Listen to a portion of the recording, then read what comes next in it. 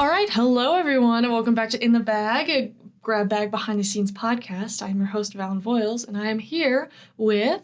Hey, I'm Jillian. All right, do you want to tell, before we get into the episode, do you want to tell a little bit about yourself? Yeah, I would love to. So I am a sophomore. I'm in my 4th semester here at Kent State. I've been involved with the show for 3 semesters now, so this is my 3rd semester. I am also an assistant producer. This is my 2nd semester doing that. And I'm very involved with the show. I like to think I do a lot. I do a lot of writing, acting. I really like to kind of, branch out as much as I can. So I'm really excited for this. And I'm really excited to see how Grab Bag continues to go in the future. Yeah. All right, well, we're going to find one of Jillian's episodes, whether that's writing or acting, and get into it. We'll be back. Oh yeah, Travis Kelce, Taylor's boyfriend. He's my favorite character. All right, we just watched Taylor Swift fan attempts to enjoy football. Is that what it's called? Something like that. Something like that, yeah. Something along those lines. All right, well, what do you want to say? Wow, yeah, that feels like ages ago. That was my very first thing that I ever wrote for the show.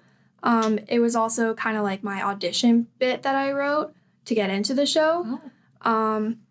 Yeah, that was for the pilot when I did that. So my first bit, my first live bit. I think it's kind of silly. I mean, it's at the time too was much more like relevant, but I think Emma and Wyatt both did a really great job. I think they were perfectly casted for the role.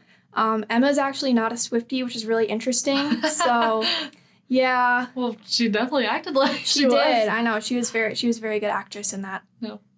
Well, I mean, besides the fact that obviously it was your first one, like, you said it was the pilot of the whole show? Yes. So, how was that? It was something. I definitely, looking back, like, at the time, I didn't know the show would become what it's become today, and I didn't know I would be as involved as I am. Yeah. I'm really happy with what it's become. I kind of just wrote that thinking like, yeah, well, they need something written, so I'll just like submit this and we'll see how it goes. It's not great. Yeah. I had very little confidence in my abilities at that point. But people liked it, and then I was like, all right, let me try writing some more stuff. So I did, and then I was like, okay, maybe I like writing, because at first I didn't think I would like writing at all. But then I kind of learned that maybe I do. Oh. All right. Well, anything else you want to say? Like, not about that one, no. No? All right. Well, we'll find another one and we'll be back. We could buy like 1 dirt bike, 2 dirt bikes. All right. We just watched Getting Married for the bit, so that was good. Thank you. Yeah, that one was really interesting. That was my very first digital bit, so the first one that I shot. Me and Emma kind of co-wrote it. I guess co-wrote is giving myself a lot of credit. She wrote most of it. She came up with the concept. She was just like, I want to do this, but I'm not DNP. I don't have someone to shoot it. And I was like, me, I will. So that was a really big, I'd say, growth experience for me, was making that bit. Yeah. Just because I never shot anything before or edited. That was my first time using Premiere as well. Yeah. But yeah, I think it's a silly little bit. Yeah. So yeah. That's good. That does sound like a bit that Emma would. Yeah, I know. But yeah, I mean, that was a good first digital bit. So. Thank you. Yeah, it was scary. It's scary to shoot your first thing. Yeah. Because nobody prepares you for what can go wrong. Yeah. And, stuff went wrong. But what went wrong? Well, that one scene where we were at Euro, there was supposed to be dialogue, but there wasn't. Okay. Because the lavs were dead. Oh. Because I didn't charge them. Because I didn't know I had to do that. It's okay though. We made it work. Yeah, I think it worked fine without the dialogue. So yeah, thank you. I like to think so too. Because they look just like out of it, so I think it worked. Yeah. Yeah. All right. Well, we're gonna find another one, and we'll be back. I know none of you have jobs. All right. We just watched Victorious Crashes Out. So was that your first bit for season 2? That was, I believe, my second bit for season 2. I think it was my first live bit for season 2. Okay, well, how was making a parody? It was a lot of fun. I really like making parodies and like spin-off type things because Yeah. it feels like it seems like it'd be less work in a way because a lot of like the plot and stuff is already there, but it's actually kind of in a way a lot more work because you have to take into consideration, the original, piece that you're trying to reference. That was definitely a bit of a challenge because there were just so many people and we had to replicate the characters as much as we could. Yeah. Looking back, a lot of the characters kind of look nothing like how they were supposed to. Yeah. But I'm like, you know what? And that's okay That's okay. because it's 20 years later, Yeah. I think a lot of them looked pretty good. Like Wyatt looked a lot like Robbie Yeah, with those glasses for definitely. sure. You looked a lot like Kat because of the wig mostly. Yeah. The wig was huge. But yeah, that one was really fun to write. And acting wise, everyone did a really good job with that. So Yeah, I think it was a fun one because I remember just being in it. I remember Holland, they kept looking at me when they were going to break. And so I was just like, don't look at me. yeah. Oh my god. And that's why like Holland's covering their mouth half the time because they're going to break. It's so funny. And Right. then Wyatt starts breaking when he talks about the puppet. That's what happens when you have live bits with a lot of people is that it just kind of like everyone when one person breaks it's like a domino effect and it's like oh my god Yeah. but it's funny though. I think it's fun to watch people like start to break. Yeah. But yeah, you can tell everyone in that watched the show at least to an extent Yeah. because everyone really nailed their characters. No. Well, I'm going to be honest. I have not seen Victorious. So You haven't? I've not seen Victorious. But But I you know- knew Kat yeah. and you knew her voice. Yes. Yes. Yeah. Yeah. It seems like you figured it out pretty good, though. Yeah, I feel like I've seen a lot of clips from it, and my friends would watch it. So, Yeah. Yeah. Yeah. But, all right, well, we'll find another one, and we'll be back. Okay. BDSM.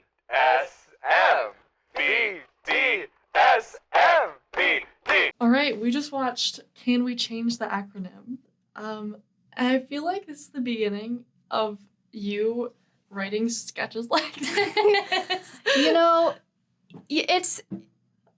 It wasn't, I know what you're trying to say. Yeah. I'd say the very first like suggestive thing that I wrote was in season 1, Okay. Pressing the Button or something it was called.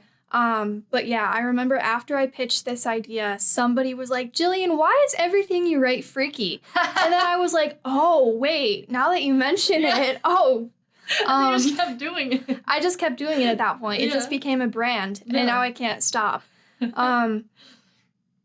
Yeah, that one was really fun, That's though. really good. I like how Coleman says, this is wildly inappropriate. I know. Oh my god, that one was so much fun to write. Coleman did a really, really good job Yes. in that role. I kind of had his character based off of, I don't know if you know Family Guy, but the boss in Family Guy Okay. who is like, he's just very strict and direct, but like to an obnoxious extent. That's who I was kind of trying to frame him. Yeah, I can't watch the beginning of that anymore though. It's so, because the frickin' stuff, the tape gives out and the words fall Yeah. and it's awful and it keeps happening and it doesn't stop. And then you can hear everyone in the control room laughing. When I tell you, I was just sitting there in the studio like, oh my god, no. It couldn't have happened during a run through, no. Yeah, it would have just taken like an extra few rolls of tape, but Yeah. unfortunately that did not occur to me. I was so disappointed. That's okay. It made it in the bloopers, so Yeah, yeah. that's true. But I also really like the end when they like realize what the acronym is meaning. Anthony did really good figuring that out too. Mm-hmm. Yeah, I know. That whole like second half was kind of a late addition because I initially Okay. was just gonna have where the boss gets arrested or something, Oh. and then like I changed it. I was like, no, because what if it works out? That would Yeah. be funny. So No. yeah, that's how I did that. And the immediate cut to stocks have been doing better than ever. Yeah, It's so That good. was fun to make. That was fun to make. Yeah. All right. Well, we're gonna find another one. And we'll be back. I got it. All right. We just watched Finding the Button, which we just mentioned. Yeah, that was my first sex bit. Pretty big milestone for Yeah. me, I like to think. Yeah. I like, besides the fact that it was your first sex bit, I like the how it's filmed. It looks really good. Thank you. Yeah. Yeah, I appreciate that. The color grading was kind of bad, but that's fine. Yeah, it was fun to do. It was quick and easy too, because it was just in the control room. Yeah. But writing it was a lot of fun. Pitching it was really fun. Shooting it was fun. Anthony did a really good job playing that character. Yeah. I showed my parents, and my mom didn't get it, so I had to explain it to her. My brother didn't get it either until the second time he watched it, and then he just, in the middle of it, starts going, oh God, oh my God, and I'm like, yeah, I was bold. I was very bold back then. That's really good. I like how at one point you can see Anthony just straight up looking down where he's supposed to be pressing and he's still not pressing. I know. It's so funny. Yeah, that's like my favorite joke to make. Is like guys not being able to do what they think they can do. Yeah. You know? I love making fun of toxic masculinity. It's like my favorite joke to make. So yeah. Sounds perfect. Yeah. Besides the fact that it's your first sex bit, is there anything else that you want to say about it? I don't know, not really. I mean, it was pretty simple. Yeah. Other than that, it was fun to do. Yeah. It was a good one. I do remember though that when I first joined Grab Bag, that was one of the episodes that they showed. Oh, I as remember the that. example. Yeah, Nick pulled it, or no, it was Wyatt. I think it was Nick. Yeah. It was Nick. He pulled it up, and I was like, oh, okay, all right, All right, I get it. okay, all right, fine, I guess. Yeah. All right, well, we're gonna find another one, and we'll be back. I feel like I keep saying that. Okay, shawty, open up your blouse. Excuse me? All right, we just watched Pitbull Addicts Anonymous. We sure did. That one was very fun. That one was written by Anthony and not me. But it was a lot of fun. That one's like a classic. I feel like that one's timeless. You know? I keep watching it. It keeps still being funny. Yeah. You know? I think right off the bat with Wyatt's first line. Yeah. It's crazy. I know. Yeah. When Anthony pitched the idea, I was like, who comes up with that? Like, that's crazy. Like, I am so in awe of some of the creativity and the cast, because it's like, how do you come up with that? That's crazy. And how does it end up working out so well? Yeah. But yeah, that one was a lot of fun to be in. Yeah. When you guys were doing run-throughs, was it hard not to break? You know what? It was hard not to break, especially because I was supposed to be like the serious one. Yeah. I think what's so interesting about that one is that each of the 4 pit bulls brought something different. Yeah. Even though they were all the same pit bull, they kind of all brought out a different side of pit bull, which is really funny. The one line that always gets me is when Darian takes off his glasses and it's like white underneath because he's sunburnt. And then he goes, let's put these back on. I don't know what it is. He added that line in. Oh. But I was like, oh my God. Like, it's something about, I think dressing up like Pitbull kind of brings out everyone's inner Pitbull. Yeah. Because as soon as they were all like dressed up and in costume for that, everyone was just Pitbull and it was like crazy. Yeah. When, I just have to ask because Nick tends to ad-lib, wait, really? At the Yep, end? that was ad-lib. That sounded like ad-lib. I know. That was a really nice touch. That was really good. I like that. When they were casting for this, was like, I don't even know what kind of question I'm trying to say, but like,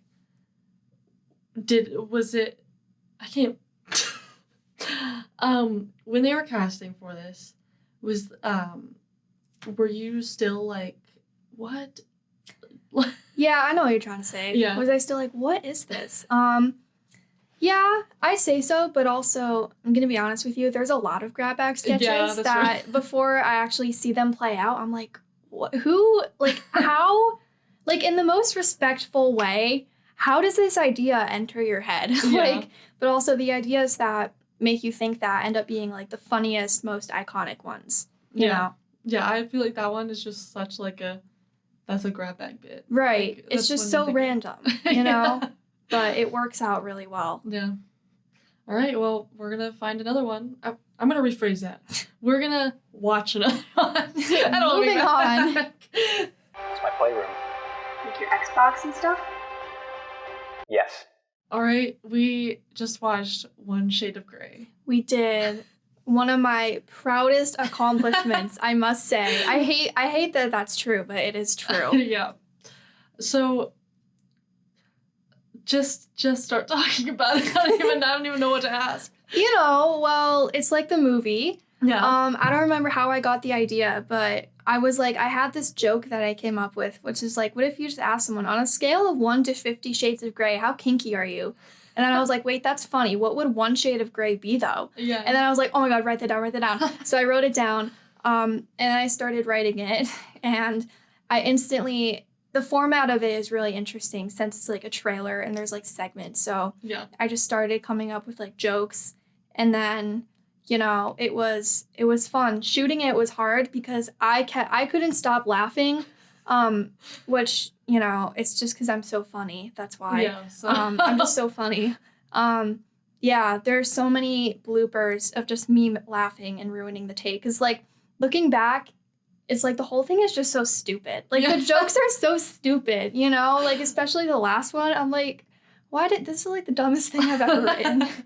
But also, like, one of the best, you know? It's like, I feel like whenever we talk about what's a good Jillian bit, this is like the I know. Jillian bit. I know. Yeah. No, I agree with you. No. I'm glad that this bit represents me. I think it should. I'm glad that it does. Yeah. Well, other than that, like the button one, I think it was very well filmed. Thank you. Like, and like the editing too was really good. Like the text and stuff too. Yeah. That was hard to come up with those. I was reaching for those. For Mormons is so I was like, funny. what starts with M that's like not funny, you know? Like, I don't know. I was like M for middle schoolers, and I was like, no. No. So Mormons, I guess. Yeah. Yeah. That's really good. Yeah, well, I don't even know what else to say. Where was that filmed? That was filmed at Nick and Holland's apartment. Okay. They both helped out with it. Nick did a lot of the filming. Yeah. I didn't. I just like sat there and acted in it, you Yeah. know. But yeah, it was fun. It was a fun shoot. Yeah.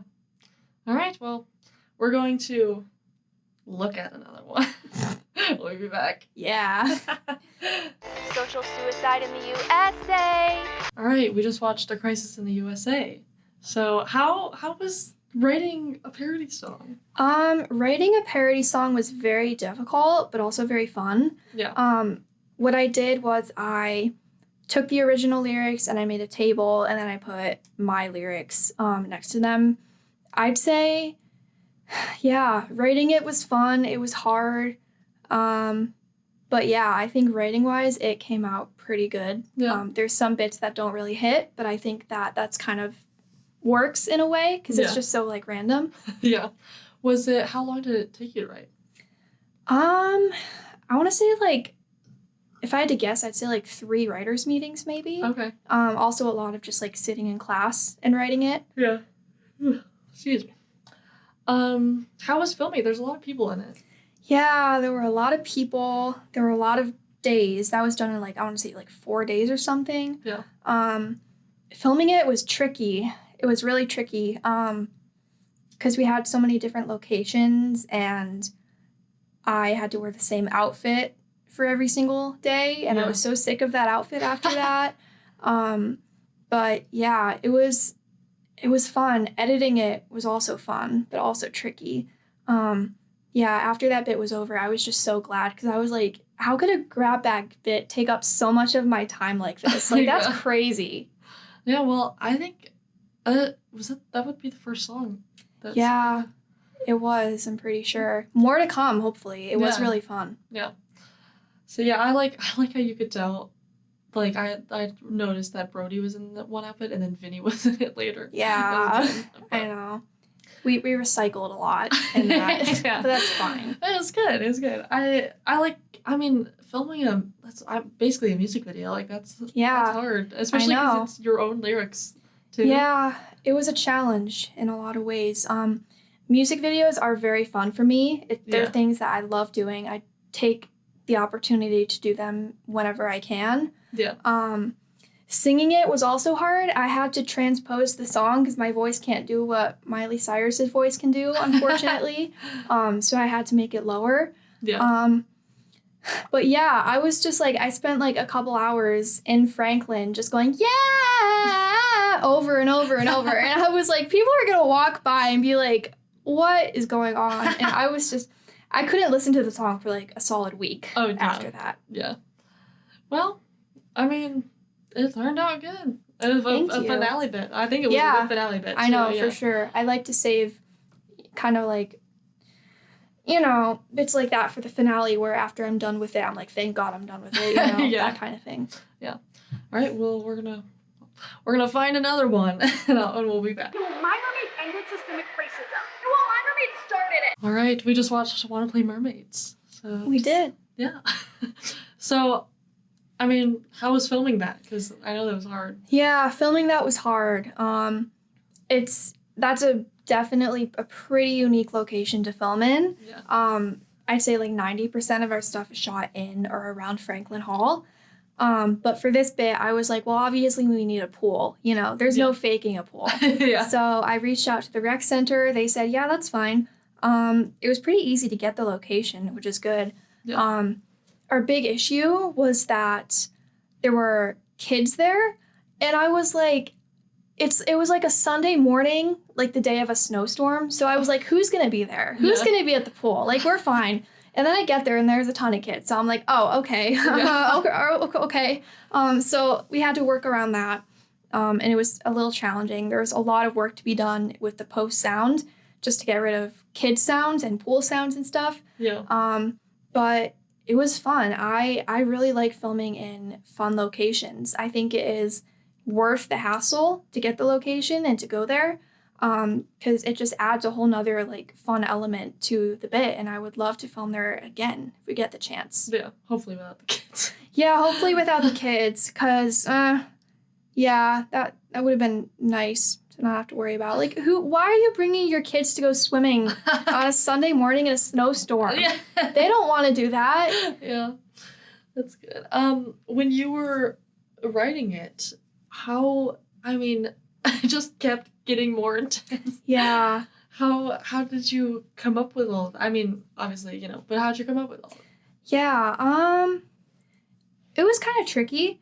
The whole premise was inspired by this one reel that I saw. It's like POV, you're 8 years old playing mermaids in the pool with your friend, and it's on this Instagram account. It's like one of my favorite accounts. He's like the funniest guy, and they just do like impressions of like kids doing stuff that kids do. Yeah. And I watched that and I was like, oh my God, this feels like a grab bag bit that I should totally write and should totally be in. So I did. And then something that I've kind of noticed about my writing style is that I like to start small and escalate. And that's definitely something that I did here. Yeah. So I kind of just like had a beginning and end and just kind of had to like make jokes that escalate evenly enough to get to that end point where systemic racism. So you have to build up to that point. Yeah. I like how at the beginning you say that your dad's not allowed. I really like that. I know. Oh, no. Yeah, because that's something kids do. They just trauma dump on you. Yeah. They're just like, my mom has a disease. Okay. All right. Yeah, that's something I like to joke about too. Yeah. And just having it right in the beginning, I think was good. And I like how you brought it back at the end too, just to end the conversation. Right, just to tie it up, you know. My favorite line in that bit though is the, I think all sharks are bad though, and you can't really change that. Yeah, that's really good. I know. Yeah, Sophia did a really good job. She said that she based that character off her little sister, which I think is so cool and so funny. She matched my vision perfectly though for that character. Yeah, it's really good. Mm-hmm. And I just when Sophia was on the podcast, she said that you guys filmed that in like 20 minutes. Yeah, we kind of had to because Yeah. there was a break Okay. where they were like, okay, everyone has to get out of the pool so the lifeguards can go on break, you know? So we were like, oh, can we not get out of the pool? Yeah. Can we use this as our time to film? And they were like, yeah. And we were like, okay, we gotta go. We gotta like go before kids get back in. Yeah. So yeah, it's really rare that filming grab bag bits takes, you know, that quickly, but it kind of had to for this. Yeah. Well, that's cool. All right. I think we should watch one more. Yeah, we can do one more. One more, and then we'll be done. We are not going anywhere until all women get to have credit cards. All right. We just watched Feminism's Strongest Soldier. That was my first time watching that bit. Yeah. Yeah, that's a somewhat more recent one. Yes, season 3. So, I mean, how was that? That was fun. Me and Vinny co-wrote that. Okay. I have a confession. The concept came from me from Reels again. Okay. Because I do a lot of doom scrolling, you know, as we all do. You know those Reels where it's like guys record themselves doing push-ups and they're just like me doing my push-ups when I realize that women get period cramps and then they just like throw shit around. It's I love. It's like I said before, I like to make fun of toxic masculinity. Yeah. I think it's a fun thing to make fun of. So I was like, what if we write a bit that revolves around that character? And what if we cast Tyler? Because who else would we cast? You know? Yeah. He fits the role so well. And Vinny agreed with me. Yeah. He was like, it's gotta be Tyler. Yeah. And he killed it, so. Yes. Did he have feminism written on his head? He had a woman written on he had a woman tattoo that just says woman. Yeah, so the original idea, we were going to write woman, like, on his chest, and he was going to rip off his shirt. But then, you know, Mike's lobs. Oh, so right, yeah. we were like, oh, well, it's fine. His forehead, that works too. But yeah, that was, and we had it hidden by a hat at the beginning. Yeah. So yeah, that was a nice touch, I think. Yeah. I really liked how he kept calling Kim different names. I know. Yeah, That because was he wants to come across as he cares, but he doesn't actually put in the effort, you Yeah. know? It was so hard not to break in that. You have no idea, because he kept, like, leaning up to me, and his face was, like, 3 inches from mine, and I was like, stop, you're gonna make me break. Why are you doing that? Yeah. Yeah. Oh, it was fun, though. Yeah. That was a really good bit. I really like that one. Yeah, thank you. Well, before we sign off, is there anything else that you want to add? Just like anything we didn't talk about or something like that? Or maybe next week's bit? Well, maybe not next week when this comes out, but next week when we're filming this. Right. I don't know. I mean, we're kind of nearing the end of the season, so I look forward to seeing what everyone else ends up doing. Yeah. I have some exciting plans for bits to make. I think the show is still going really strong. Yes. And I'm really curious to see where it's going to be next semester when like half of our cast is gone. Yeah. And hopefully we get a lot of new people. Yes. But yeah, it's a good time, and thank you for having me on. This was really fun to just like sit and talk about the show and stuff. Yeah. And I'm glad we got to talk about some of your classic bits. Yeah, thank you. I am too. Well, all right, then that concludes this episode of In the Bag, Grab Bag Behind the Scenes podcast. I am your host, Vallon Voyles, and I will see you next time with an unknown guest because I actually don't know who's going to be on next week. Surprise! All right, well, I'll see you later. Bye.